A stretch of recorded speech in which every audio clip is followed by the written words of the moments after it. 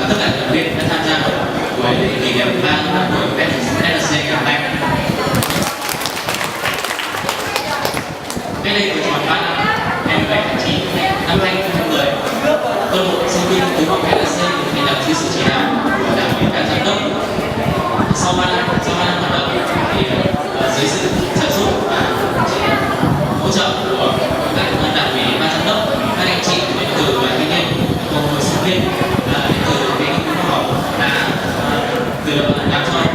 câu lạc bộ sinh viên cũng ngày càng lớn mạnh và ngày càng phát triển và đạt được nhiều thành tựu nên đạt nhiều thành tích trong việc thúc đẩy phong trào nghiên cứu khoa học và xứng đáng là một trong những câu lạc bộ hàng đầu về đào tạo ở ngành ngân hàng.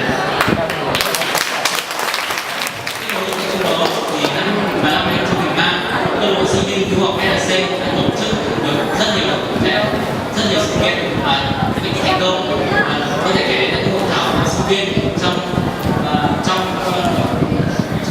cuộc thi sinh viên cứu học. Câu lạc bộ sinh viên cứu học đã giành 80% trên tổng số giải nhất và cùng với đó là các bài báo năm sang tạp chí